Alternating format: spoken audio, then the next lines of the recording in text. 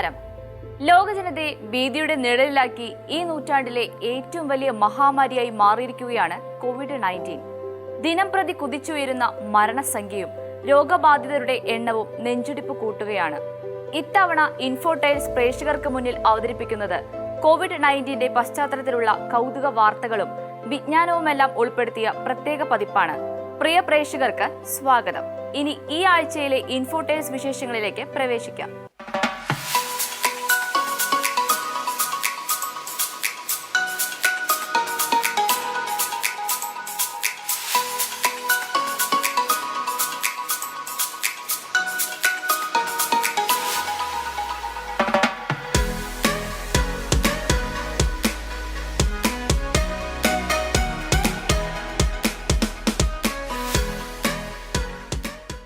നൂറിന്റെ പടിവാതിൽക്കിലെത്തിയ രണ്ടാം ലോക മഹായുദ്ധ ധീരനായ ക്യാപ്റ്റൻ ടോം മൂർ കോവിഡ് കാലത്ത് ബ്രിട്ടീഷ് ജനതയ്ക്ക് സംരക്ഷണ കവചം തീർക്കുന്ന നാഷണൽ ഹെൽത്ത് സർവീസിനെ സഹായിക്കാനായി ഒരു നടപ്പുയജ്ഞം ആരംഭിച്ചു. ഫലമോ 122 കോടി രൂപ. UK പൊതുജന പങ്കാളിത്തത്തോടെ പ്രവർത്തിക്കുന്ന ആരോഗ്യ ശൃംഖലയാണ് നാഷണൽ ഹെൽത്ത് സർവീസ് അഥവാ NHS. ആദ്യം കാണാം ആകുലതകളുടെ ഈ നാളുകളിൽ ബ്രിട്ടന്റെ ഹീറോയായി മാറിയ ക്യാപ്റ്റൻ ടോം മൂറിന്റെ പോരാട്ടവീര്യം.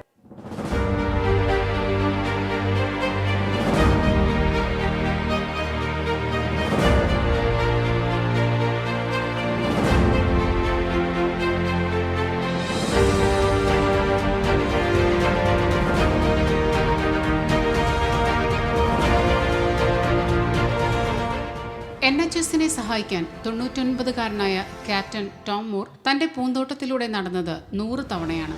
ബെഡ്ഫോർഡ്ഷെയറിലെ തന്റെ വീട്ടിലെ ഗാർഡനിലാണ് 25 മീറ്റർ ദൈർഘ്യമുള്ള ലാപ്പ് തന്റെ വാക്കിംഗ് റോളർ ഉപയോഗിച്ച് പൂർത്തിയാക്കിയത്.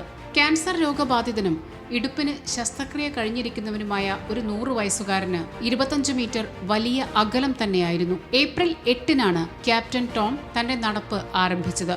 NHSനെ സഹായിക്കാനായി 1000 പൗണ്ട് സമാഹരിക്കുക മാത്രമായിരുന്നു ആരംഭത്തിൽ ക്യാപ്റ്റൻ ടോമിന്റെ ലക്ഷ്യം.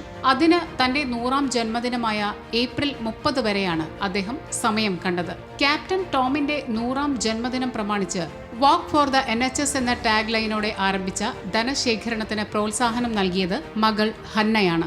ജസ്റ്റ് ഗിവിംഗ് എന്ന പേരിൽ ഓൺലൈനിൽ ഫണ്ട് ശേഖരണത്തിനായി ഒരു പ്ലാറ്റ്ഫോം അവൾ തയ്യാറാക്കി. 2020 ഏപ്രിൽ 17-ന് രാവിലെ 10:30 വരെ ലോകമെമ്പാടുമുള്ള 8,89,862 പേരുടെ സംഭാവനകളോടെ 1.3 കോടി പൗണ്ട് സമാഹരിക്കാൻ ക്യാപ്റ്റൻ ടോമിനായി. അതായത് 122 കോടി രൂപ.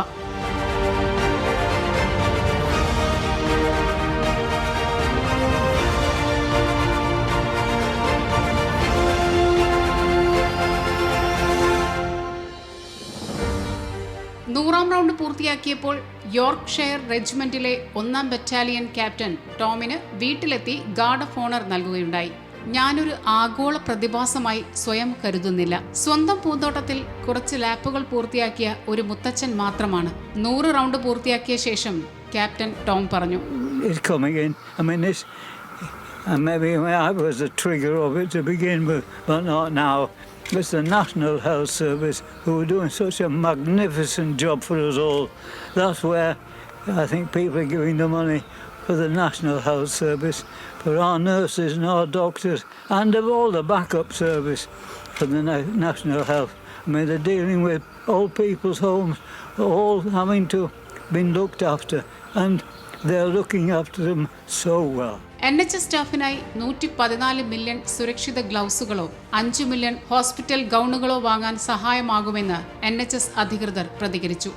ഇതിനിടയിൽ ടോമിന് സർ പദവി നൽകണമെന്ന ആവശ്യവുമായി ഓൺലൈൻ നിവേദനത്തിൽ ഇതുവരെ 8 ലക്ഷം പേരാണ് ഒപ്പിട്ടിരിക്കുന്നത്. ക്യാപ്റ്റൻ ടോമിന്റെ വീരോചിത പ്രവൃത്തിയെ പ്രശംസിച്ചുകൊണ്ട് ബ്രിട്ടീഷ് പ്രധാനമന്ത്രി ബോറിസ് ജോൺസന്റെ വക്താവ് പത്രക്കുറിപ്പിറക്കി. നിറമിഴികളോടെ ക്യാപ്റ്റൻ ടോമിന് നന്ദി എന്ന പ്ലക്കാർഡുമായി നിരവധി NHS സ്റ്റാഫുകൾ കഴിഞ്ഞ ദിവസം ടോമിന് നന്ദി പറഞ്ഞിരുന്നു. 1940-കളിൽ ബ്രിട്ടീഷ് സൈന്യത്തിന്റെ ഭാഗമായി ഇന്ത്യയിലും സേവനമനുഷ്ഠിച്ചിട്ടുള്ള ടോം മൂർ 2ാം ലോക മഹായുദ്ധത്തിലും പങ്കെടുത്തിട്ടുണ്ട്. കോവിഡ് കാലത്ത് നേരിട്ട് സഹായം കൊടുക്കാൻ ഒരുപക്ഷെ നമുക്ക് സാധിക്കുകയില്ലായിരിക്കാം. എന്നാൽ സഹായിക്കുന്നവരെ സംരക്ഷിക്കുവാനും സഹായിക്കാനുമുള്ള ഒരു ഹൃദയം, അതാണ് ക്യാപ്റ്റൻ ടോം ലോകത്തിന് നൽകുന്ന നടപ്പ് യജ്ഞത്തിന്റെ പാഠം.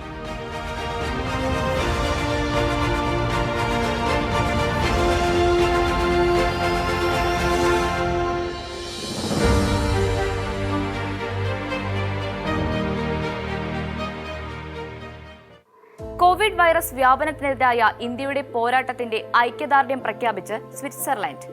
ആൽപ്സ് പർവ്വതനിരകളിലെ ഏറ്റവും പ്രശസ്തമായ മാറ്റർഹോൺ പർവ്വതത്തിൽ ത്രിവർണ പതാകയുടെ ചിത്രം പ്രദർശിപ്പിച്ചാണ് സ്വിറ്റ്സർലൻഡ് ഇന്ത്യക്ക് പിന്തുണ അറിയിക്കുന്നതായി പ്രഖ്യാപിച്ചത്.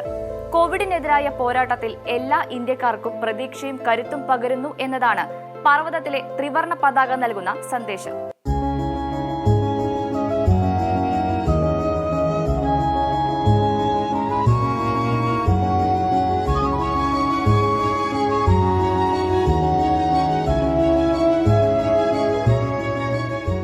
സ്വിറ്റ്സർലൻഡിലെ പ്രസിദ്ധ ലൈറ്റ് ആർട്ടിസ്റ്റായ ജെറി ഹോഫ്സ്റ്റർ ആണ് ഇറ്റലിക്കും സ്വിറ്റ്സർലൻഡിനുമിടയിൽ സ്ഥിതി ചെയ്യുന്ന 4478 മീറ്റർ ഉയരമുള്ള പർവ്വതത്തിൽ ത്രിവർണ പതാകയുടെ ദൃശ്യം നിർമ്മിച്ചത്.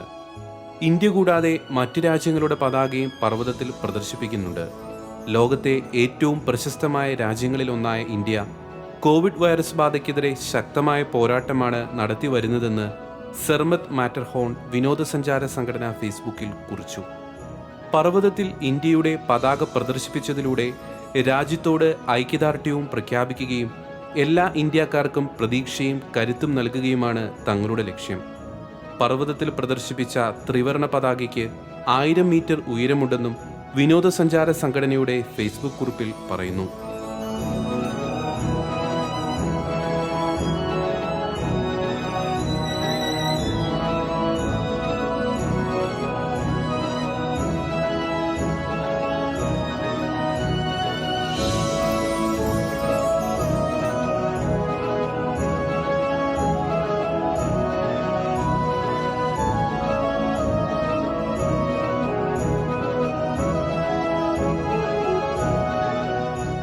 അതേസമയം പ്രധാനമന്ത്രി നരേന്ദ്രമോദി ഈ ചിത്രം ട്വിറ്ററിൽ പങ്കുവച്ചു.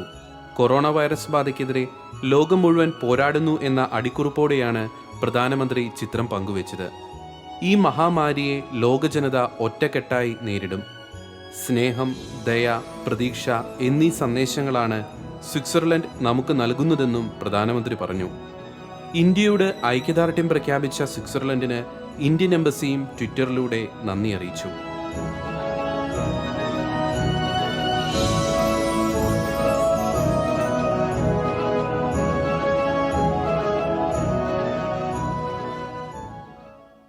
കോവിഡ് വൈറസ് ബാധിതരെ ട്രാക്ക് ചെയ്യുന്നതിനായി കേന്ദ്ര സർക്കാർ പുറത്തിറക്കിയ ആരോഗ്യ സേതു ആപ്ലിക്കേഷൻ ഡൗൺലോഡ് ചെയ്തവരുടെ എണ്ണം 5 കോടി കടന്നു.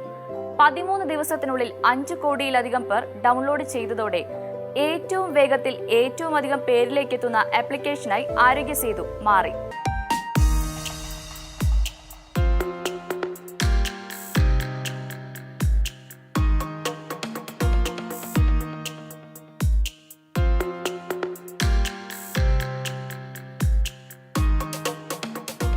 കോവിഡ് പ്രതിരോധ പ്രവർത്തനങ്ങൾക്കായി ഇന്ത്യ വികസിപ്പിച്ചെടുത്ത ആരോഗ്യ സേതു ആപ്പ് കേവലം 13 ദിവസം കൊണ്ട് 5 കോടിയിലധികം പേർ ഡൗൺലോഡ് ചെയ്തത് ലോകത്തിൽ ഏറ്റവും കുറഞ്ഞ സമയത്തിൽ ഏറ്റവും അധികം പേരിലേക്കെത്തുന്ന ആപ്ലിക്കേഷനായി മാറി. ഇത് ടെക് ചരിത്രത്തിലെ പുതിയ നാഴികക്കല്ലാണെന്നും നീതി ആയോഗ് സിഇഒ അമിതാഭ് കാന്ത് ട്വിറ്ററിൽ കുറിച്ചു. ടെക് ലോകത്തെ വിശദാംശങ്ങൾ പരിശോധിച്ചാൽ 5 കോടി ജനങ്ങളിലേക്ക് ടെലിഫോൺ എത്തിച്ചേരാൻ 75 കൊല്ലവും, റേഡിയോ എത്താൻ 38 കൊല്ലവും, ടെലിവിഷൻ എത്താൻ 13 കൊല്ലവും, ഇന്റർനെറ്റ് 4 കൊല്ലവും, ഫേസ്ബുക്ക് 19 മാസവുമാണ് എടുത്തത്. ഇതെല്ലാം മറികടന്നാണ് ആരോഗ്യ സേതു ആപ്പിന്റെ കുതിപ്പ്.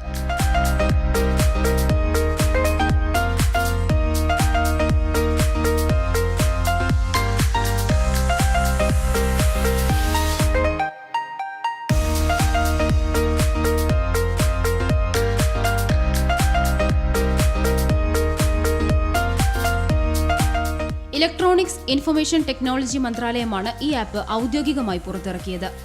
ആപ്പ് സ്റ്റോറിലും പ്ലേ സ്റ്റോറിലും ഈ ആപ്ലിക്കേഷൻ ലഭിക്കും. ഇന്ത്യയിലെ 11 ഭാഷകൾ ആരോഗ്യ സേതു ആപ്പിൽ ലഭ്യമാണ്. മൊബൈൽ നമ്പർ രജിസ്റ്റർ ചെയ്ത ശേഷം ആരോഗ്യ സേതു ആപ്പ് ഉപയോഗം തുടങ്ങാം. ആൻഡ്രോയിഡ് ഉപഭോക്താക്കൾക്ക് ആരോഗ്യ മന്ത്രാലയത്തിന്റെ ട്വിറ്ററുകളും തത്സമയം ലഭിക്കുന്നതാണ്.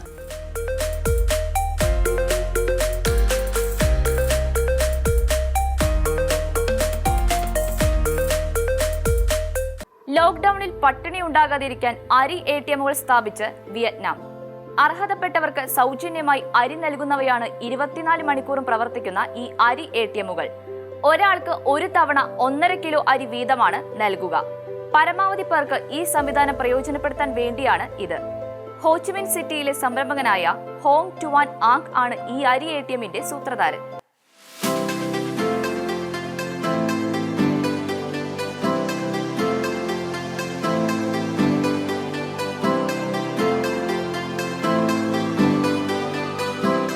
വിയറ്റ്നാമിൽ ഇതുവരെ 268 പേർക്കാണ് കോവിഡ് ബാധ സ്ഥിരീകരിച്ചിട്ടുള്ളത്.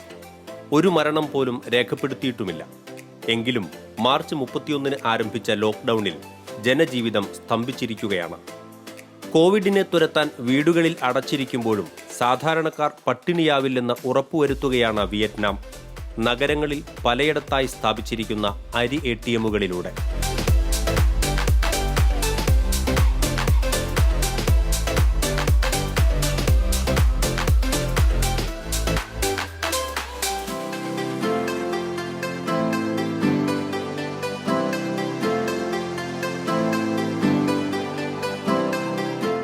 അർഹതപ്പെട്ടവർക്ക് സൗജന്യമായി അരി നൽകുകയാണ് 24 മണിക്കൂറും പ്രവർത്തിക്കുന്ന ഈ അരി ATM-കൾ. ഒരാൾക്ക് ഒരു തവണ 1.5 കിലോ അരി വീതമാണ് നൽകുക. പരമാവധി പേർക്ക് ഈ സംവിധാനം പ്രയോജനപ്പെടുത്താൻ വേണ്ടിയാണ് ഇത്. ഹോച്ചിമിൻ സിറ്റിയിലെ സംരംഭകനായ ഹോങ് ടുവാൻ ആൻ ആണ് ഈ അരി ATM-ന് പിന്നിലെ ബുദ്ധി കേന്ദ്രം. ഹോച്ചിമിൻ സിറ്റിയിൽ മാത്രമല്ല, ഹാനോയ്, ഹ്യൂ, ഡാനങ് എന്നീ നഗരങ്ങളിലും അരി ATM-കൾ സ്ഥാപിച്ചിട്ടുണ്ടെന്ന് വിയറ്റ്നാം മാധ്യമങ്ങളെ ഉദ്ധരിച്ച് റോയിറ്റേഴ്സ് റിപ്പോർട്ട് ചെയ്യുന്നു. ജനങ്ങൾക്ക് അരി പിൻവലിക്കാൻ സാധിക്കുന്നതുകൊണ്ടാണ് ഞാൻ ഇതിനെ അരി ATM എന്ന് വിളിക്കുന്നത്. ഓരോരുത്തർക്കും ജീവിതം തിരിച്ചുപിടിക്കാനാകുമെന്ന് പ്രതീക്ഷ നൽകുകയാണ് ലക്ഷ്യം.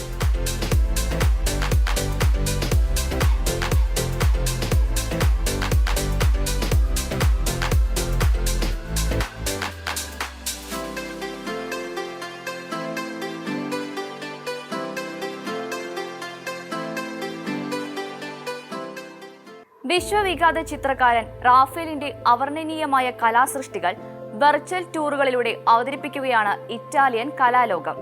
കോവിഡിനെ ചൊല്ലിയുള്ള ലോക്ക്ഡൌണും റാഫേലിന്റെ 500ാം ചരമവാർഷികവുമെല്ലാം ഒരുമിച്ച് എത്തിയതോടെ ഓൺലൈൻ മുഖേന റാഫേൽ ചിത്രങ്ങൾ ആസ്വാദകർക്ക് അനുഭവവേദ്യമാകുകയാണ് വെർച്വൽ ടൂറുകളുടെ സഹായത്തോടെ. ഈ സൗകര്യം പ്രയോജനപ്പെടുത്താനായി നിരവധി പേരാണ് വത്തിക്കാൻ മ്യൂസിയത്തിന്റെ വെബ്സൈറ്റ് സന്ദർശിക്കുന്നത്.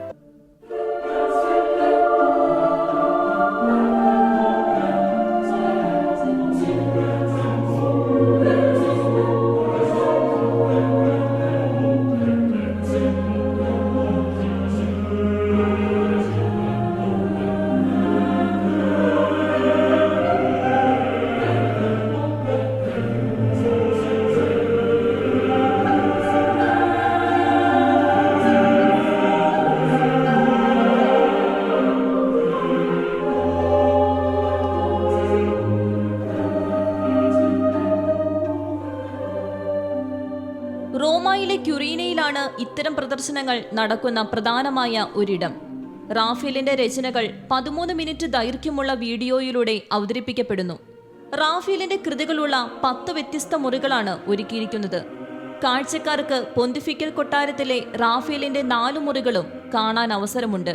കോൺസ്റ്റന്റൈൻ, ഹിലിയോഡോറസ്, സെഗ്നാതുറ, ബോർഗോ അഗ്നി എന്നീ മുറികളാണിവ. ഇവയിൽ പ്രവേശിച്ചു കഴിഞ്ഞാൽ ഓരോ ചിത്രവും പേരു പറഞ്ഞ് വിശദീകരിക്കുന്നു. കോവിഡ് വൈറസ് ക്വാറന്റൈൻ്റെ സമയത്ത് റാഫേലിന്റെ ചിത്രങ്ങളെക്കുറിച്ച് ധ്യാനിക്കാൻ കത്തോലിക്കർ സമയം കണ്ടെത്തണമെന്ന് ആർട്ട് ഹിസ്റ്റോറിയൻസ് പറയുന്നു.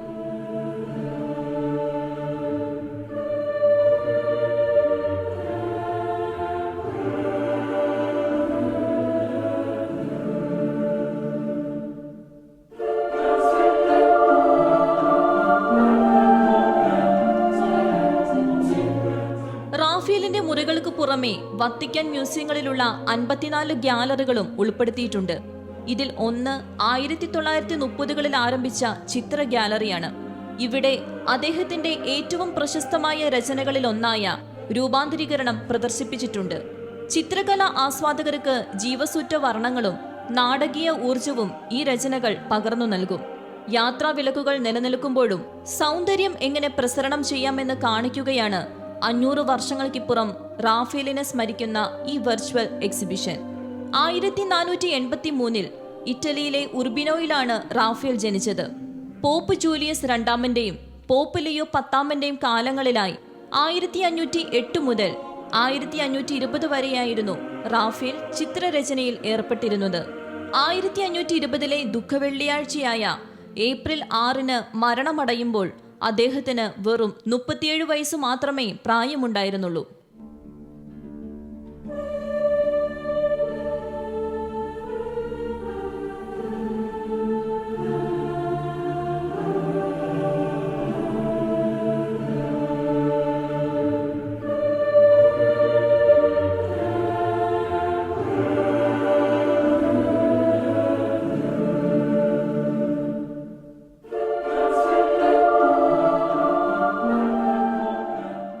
കോവിഡ് രോഗം ആഗോളതലത്തിൽ ഒഴിയാബാധയായി മാറുമ്പോൾ മുൻകരുതലുകളും സുരക്ഷയും ഒരു പടി മുന്നിൽ നിൽക്കണം. അത്തരമൊരു വാർത്തയാണ് ഇന്ന് ബാങ്കോക്കിനെ ശ്രദ്ധേയമാക്കുന്നത്. ഇവിടെ നവജാത ശിശുക്കൾക്ക് മുൻകരുതലിന്റെ ഭാഗമായി ഏറെ സുരക്ഷയാണ് ഒരുക്കിയിരിക്കുന്നത്. കാണാം ശിശു സംരക്ഷണം മുൻനിർത്തിയുള്ള ഈ വലിയ ചെറിയ കാര്യം.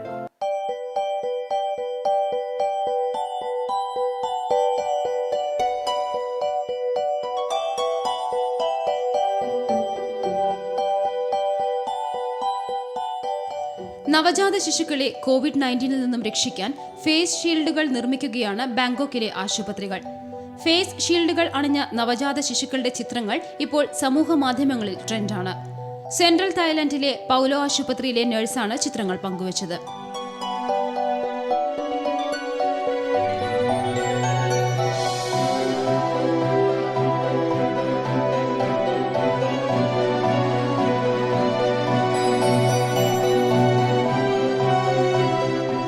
ചെറിയ പുതപ്പുകളിൽ പൊതിഞ്ഞ കുഞ്ഞുങ്ങളുടെ മുഖം ഷീൽഡുകൾ കൊണ്ട് സംരക്ഷിക്കപ്പെട്ട ചിത്രങ്ങൾ സമൂഹ മാധ്യമങ്ങളിലൂടെ ചർച്ചയായപ്പോൾ ലോകത്ത് എല്ലായിടത്തും ഇത് പരീക്ഷിക്കണമെന്ന നിർദ്ദേശങ്ങളും വന്നിരുന്നു. ഗർഭിണികൾക്കും നവജാത ശിശുക്കൾക്കും കോവിഡ് വലിയ ഭീതിയാണ് ഉണർത്തിയത്. ഗർഭിണികളെ കൂടുതൽ നല്ല രീതിയിൽ പരിചരിക്കണമെന്ന് ലോകത്താകമാനമുള്ള ആരോഗ്യ പ്രവർത്തകരും പറഞ്ഞിരുന്നു. അമ്മയിൽ നിന്നും നവജാത ശിശുക്കളിലേക്ക് കോവിഡ് പകരുമോ എന്നതിന് വ്യക്തമായ ഉത്തരം ഇതുവരെ ലഭിച്ചിട്ടില്ല. പക്ഷേ കോവിഡ് ബാധിച്ച അമ്മമാരുടെ കുട്ടികൾക്ക് ശ്വാസകോശ സംബന്ധിയായ അസുഖങ്ങൾ വരാൻ സാധ്യതയുണ്ടെന്നാണ് പഠനങ്ങൾ പറയുന്നത്.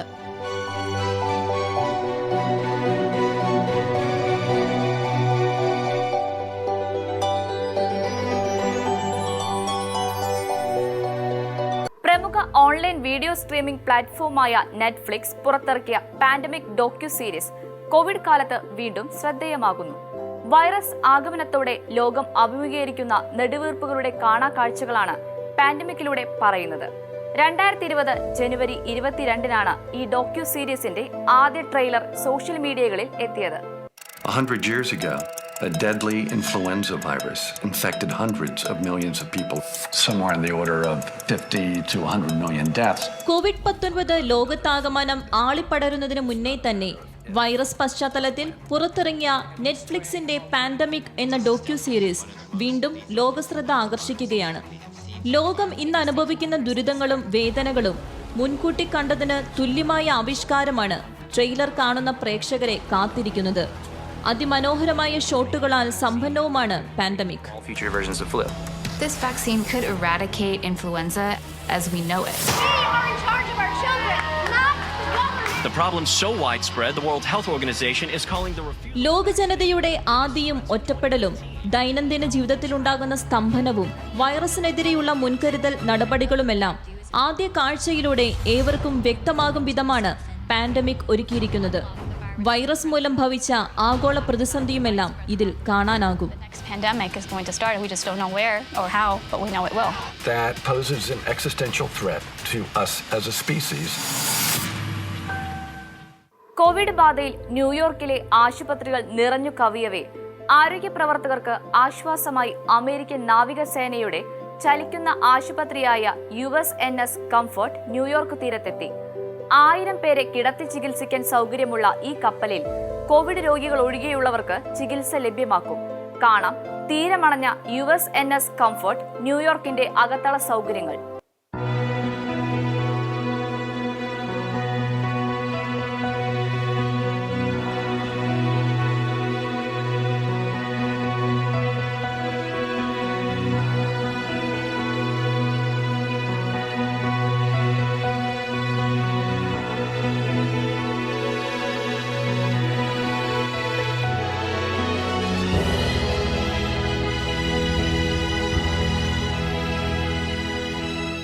ലോകമെമ്പാടും ദുരിതാശ്വാസ പ്രവർത്തനങ്ങൾക്ക് നേതൃത്വം വഹിച്ചിട്ടുള്ള USNS കംഫർട്ട് ന്യൂയോർക്കിൽ ഒടുവിൽ എത്തിയത് സെപ്റ്റംബർ 11 ഭീകരാക്രമണ സമയത്താണ്. നിലവിലെ സാഹചര്യത്തിൽ കോവിഡ് ബാധിതരെ കൊണ്ട് ന്യൂയോർക്കിലെ ആശുപത്രികൾ നിറഞ്ഞു കവിഞ്ഞതോടെ മറ്റ് രോഗബാധിതർക്ക് USNS ആശ്രയമാകും. ഒരു ഭീമൻ എണ്ണക്കപ്പലിനെ രൂപമാറ്റം വരുത്തിയാണ് ഇതൊരു ചലിക്കുന്ന ആശുപത്രിയാക്കി മാറ്റിയത്. നാവികസേനയുടെ USNS കംഫർട്ട് ഹോസ്പിറ്റൽ കപ്പലിന്റെ സ്തുത്യർഹ സേവനത്തെ പ്രശംസിച്ച് അമേരിക്കൻ പ്രസിഡന്റ് ഡൊണാൾഡ് ട്രംപും രംഗത്തെത്തി. നഗരത്തിലെ സിവിലിയൻ ആശുപത്രികളിൽ നിന്നുള്ള സമ്മർദ്ദം ഒഴിവാക്കാൻ ഒരു പരിധിവരെ കംഫർട്ട് ഹോസ്പിറ്റലിന് സാധിക്കുമെന്നും കപ്പൽ ന്യൂയോർക്ക് തീരത്തണഞ്ഞ വേളയിൽ ട്രംപ് പറഞ്ഞു. We will stop at nothing to protect the health of New Yorkers and the health of the people of our country in their hour of need. I also want to remind everyone about the CDC's latest guidance.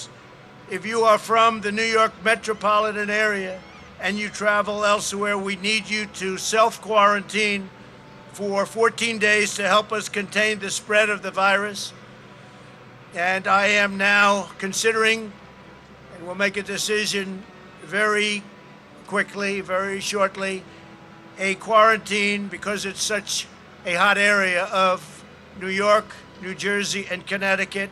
We'll be announcing that one way or the other fairly soon. സാന്റിയാഗോയിലെ കപ്പൽ നിർമ്മാതാക്കളിൽ നിന്ന് 1987 American സൈന്യം 2 എണ്ണക്കപ്പലുകൾ വാങ്ങി.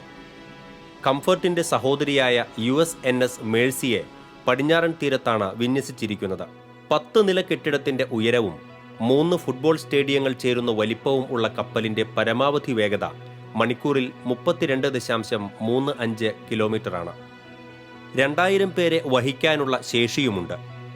X-ray CT scan സംവിധാനങ്ങൾ, oxygen plant, 5000 unit രക്തം ശീതീകരിക്കാനുള്ള സംവിധാനം, lab മുതലായവ ഈ കപ്പലിലുണ്ട്. ജലശുദ്ധീകരണ സംവിധാനം ഉപയോഗിച്ച് ഒരു ദിനം 3 ലക്ഷം ഗാലൻ ശുദ്ധജലവും ഉൽപ്പാദിപ്പിക്കും.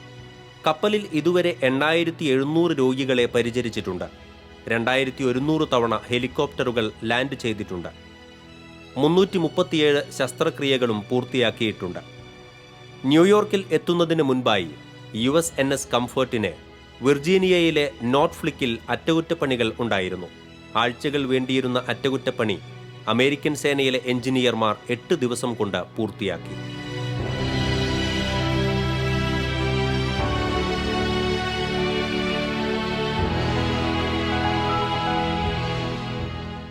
ഇൻഫോടൈൽസിന്റെ ഈ അധ്യായം ഇവിടെ പൂർണ്ണമാകുന്നു. പുതുമയേറുന്ന കൗതുക വാർത്തകളും വിശേഷങ്ങളുമായി അടുത്ത അധ്യായത്തിൽ വീണ്ടും കാണാം. നന്ദി, നമസ്കാരം.